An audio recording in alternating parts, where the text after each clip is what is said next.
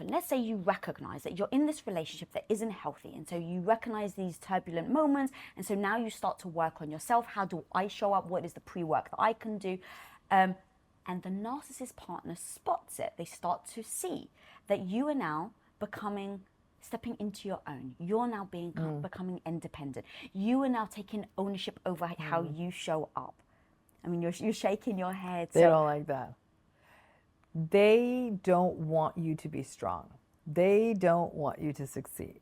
They don't want you to get away. And they sure as heck don't want you to be independent. Narcissism is about dominance, power, and control. So this idea that they want you to fly off and achieve your potential, not so much, because that's a threat to them. You will never be able to soar higher than the narcissist can, right? In fact, there's an old children's fable. It's called The Eagle and the Wren.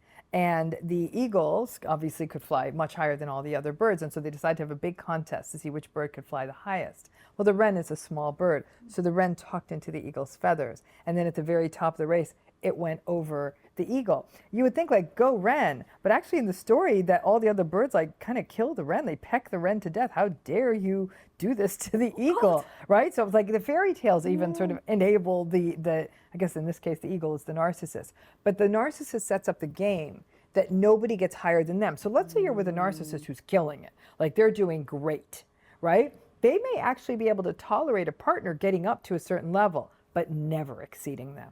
Right, so that's why some people say, no, there's this person and they're narcissistic, but their partner's doing well. I'm like, is the partner doing better? And they're like, no, but they're doing well. I said, it may be well compared to you, but sure as hell isn't better than the narcissist. So narcissistic people, when they sense, and in fact, when you even get out of a relationship with them, they will, and they see you getting happy, they'll ruin that happiness.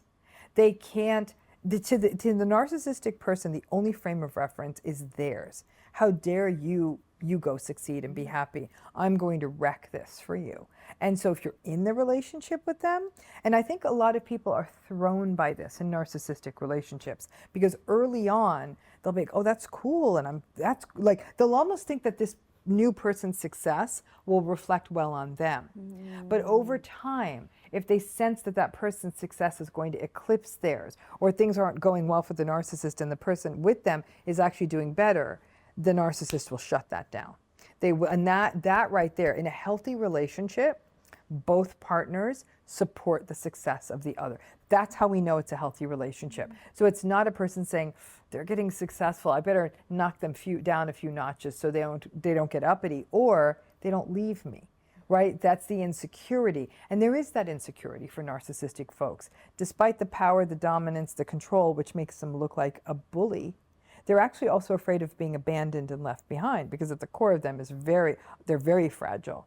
So when you feel that fragile and you're not in touch with that fragility, you're going to dominate.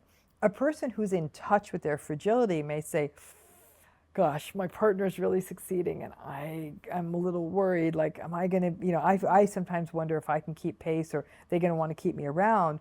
And then that becomes a conversation saying, I'm so happy for you, and yet I'm having this sort of neurotic fear. And a healthy partner would say, hey, this is us together, and there'll be a soothing, and then that other person will hear that and won't stay as much in that neurotic space, and will actually, and then the succeeding partner will say, hey, I see this potential in you, like, let's use the success I'm having to uplift you, and then both boats rise. But that's only in a healthy relationship. In a narcissistic relationship, no. And I think people get thrown by the narcissist not being happy for them. And then I've seen a lot of people blame themselves, saying, oh, what was I thinking, telling them my good news when they weren't having a good day?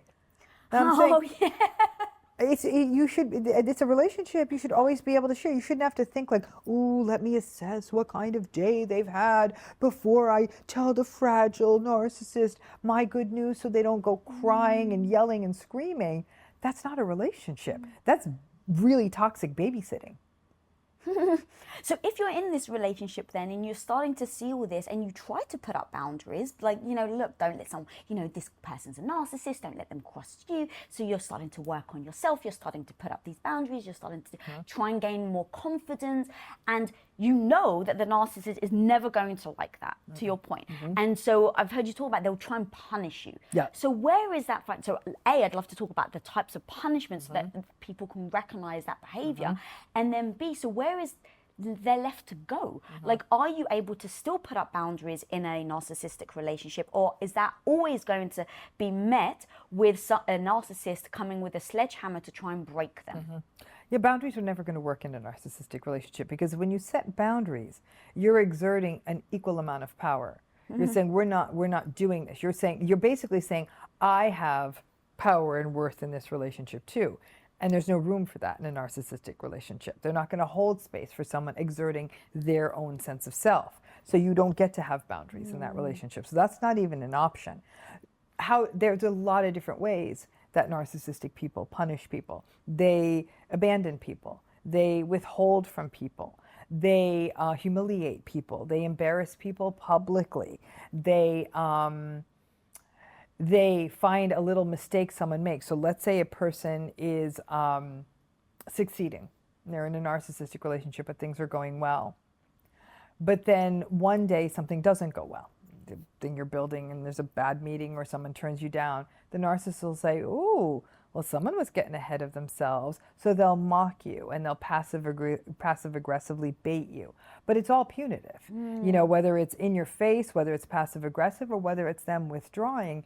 And for some people, they'll say, oh, if I succeed, I'm going to lose my partner. To which I say, then what the hell kind of relationship is this? Does that come back to the fear then? It's like, you know, yes, it doesn't feel like a great relationship, but, you know, I assume narcissists very much will use like, well, you're going to be all alone. What are you going to do without me? I think I've told you in a past episode that I had an ex-boyfriend that said to me, no one's going to love you as much as I love you. Like they start to use that language to press on the fear buttons that you have. So the idea of fear at its most extreme is what we see in sort of coercive or coercively controlling relationships, where everything is governed by fear. But I'd argue that fear is the heart of the narcissistic relationship, right? It's fear that they're going to leave you. It's fear that you're going to say the wrong thing. It's fear of their rage. It's fear of saying the wrong thing. You're constantly afraid of doing or saying or being the wrong thing. So as a person is in a narcissistic relationship, they shrink. They shrink to something that can never offend or get attention away from or bother the narcissistic person. And they also become quite isolated. So because there's a lot of shame. Now that you shrink, you don't even want people to see your shrunken self. So you withdraw and you lose that support. And that support is essential if you're going to ungaslight yourself. The only way to ungaslight yourself is to have people supporting the reality that you witness and see. So that the fear governs everything in a narcissistic relationship. But also, Lisa, there's societal fears. People are afraid of being single. People are afraid of being alone. People are afraid they're getting older if they want children. They can't have children.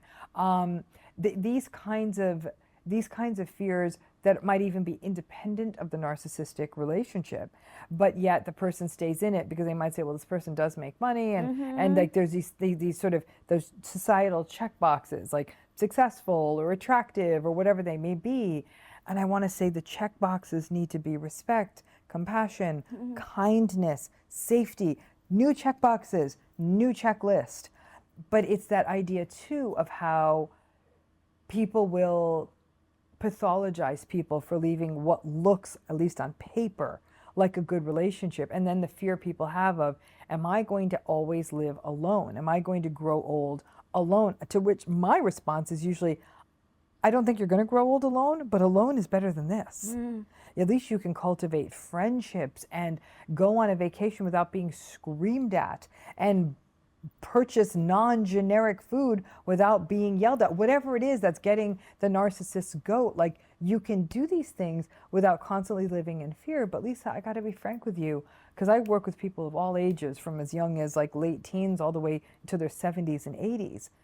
And as people get older, that does become a fear. They'll say it's hard to date when you're in your 60s or 70s, and people say it feels more unsettling to be alone when I'm older. But there's a real tragedy in the sense of, I said, you're nuts if you think this narcissistic person's going to take care of you as you get older and more infirm. And in fact, the heartbreak for some people is They endure years, decades of a toxic, abusive, fear-inducing, narcissistic relationship. Well, at least I won't be alone when I'm old. They do get sick, break a hip, whatever, when they're older. That narcissist doesn't want to take care of them. And after all those years, they recognize they actually were alone all along. Wow. So I know I'm telling you this story on the back end, and we're talking about first dates. No, But I got to tell you, folks, that first date, as nuts as what I'm going to say is going to sound, you're 28, you're a beautiful young thing, the world is your oyster. Someday someone else may be wiping your ass. You better be sure that they're up to the job. I love that shit, girl. That was so fire. It never dawned on me. It never dawned on me that you're hoping because you don't want to feel alone. So you think that you're acting to protect yourself. Correct. And then when you get there, it never dawned on me that there's no way they're even going to be there to take care of you. So that was so freaking fun. Okay, there was so much there.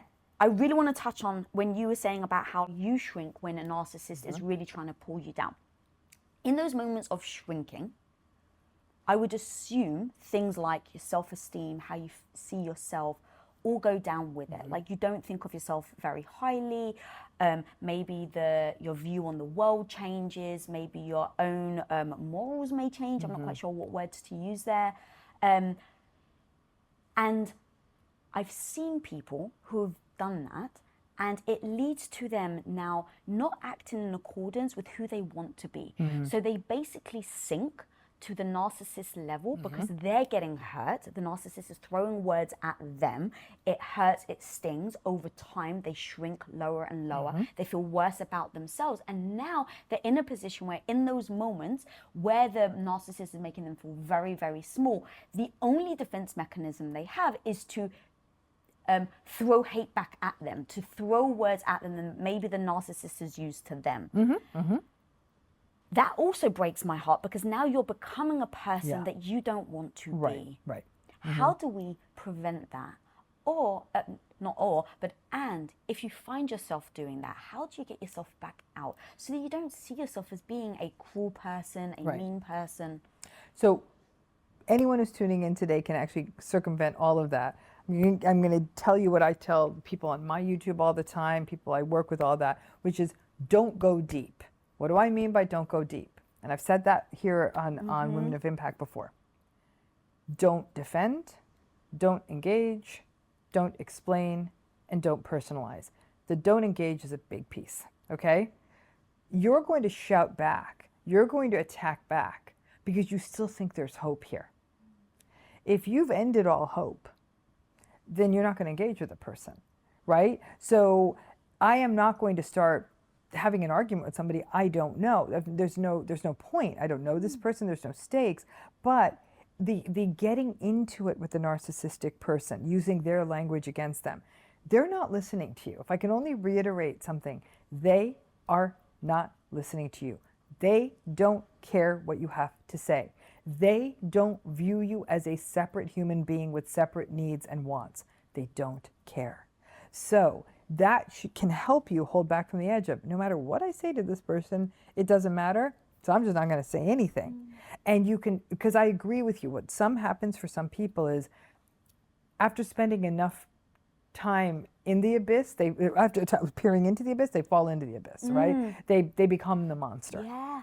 And that is not unusual because you're engaging with this difficult, cruel person so much. And then it does really feel like the narcissistic person's winning. But in a way, what we do is we acculturate to our circumstances, right? So if I moved to another country right now, I would start learning the language. I would dress the same way. I'd learn their food and their customs, right? I'd acculturate. Yeah. And it's healthy acculturation, right? But there can be unhealthy acculturation.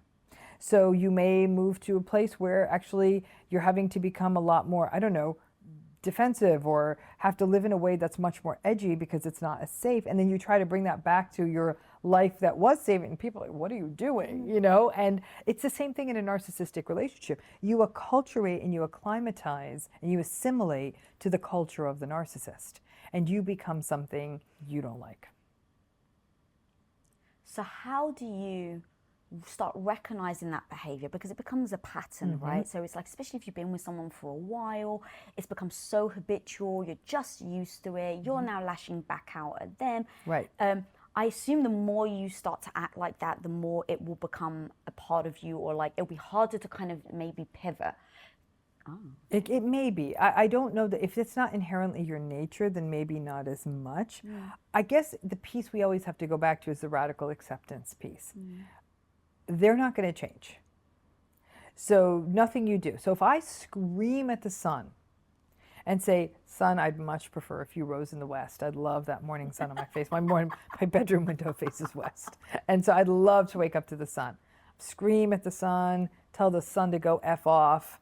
Sun's not going to start rising in the west. Same thing with a narcissistic person. There's nothing you're going to say to them that's going to change it. And I think that if a person's really getting into it with them, there must be some belief that things can be different. And I'm here to tell you things can't be different. This is it.